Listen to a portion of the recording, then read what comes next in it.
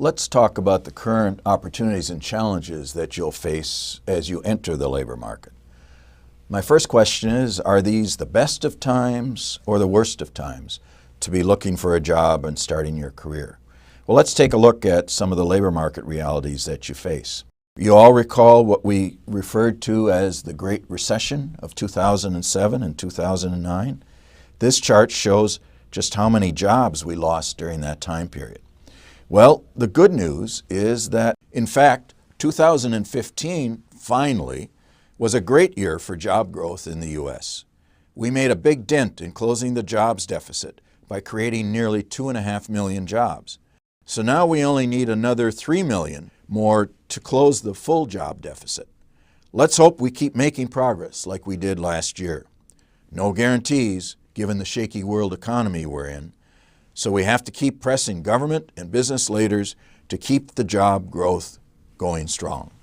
That's challenge number one. But that's only the beginning of the challenge. Recall what the Occupy movement said, that 1% of the top earners are getting all of the income? Well, they were right. Over 50% of income growth in the last decade has come to the top 1%. And we have to go way back here to 1928 to have a situation where we get that much unequal distribution of income. So we do have an income problem, but it wasn't always this way. From the end of World War II, down here about 1947, 1948, all the way through till about 1980, we saw an economy where wages and productivity and profits moved together. Later on, we're going to talk about this as the era of the post-World War II social contract. But something happened here. Note, after 1980s, productivity continued to grow by over 80%, but wages and compensation flatlined. The average worker in the United States economy has only seen about a 9% wage increase since 1980. And in fact, if you don't have a college degree, your wages have gone down relative to the cost of living during this time period. So while in the early stage we had what President Kennedy said, a rising tide lifts all boats, everybody worked hard and shared in the gains, we have seen something happen since 1980 that has changed that. Let's now focus a little bit more carefully on just what happens if you are entering the labor market after finishing high school or college at this point in time. Many of you will start off as unpaid interns or in part-time jobs or in jobs that don't use the full education that you've worked so hard to achieve. You'll be what we call underemployed. And it's not surprising that given that, many of your cohort are experiencing very low levels of job satisfaction. In fact, the lowest levels that we have seen in many years. Back in the 1980s, this red line shows that people under the age of 25 were like others. More than 50% were satisfied with their wages, their hours of work, and their opportunities to learn on the job.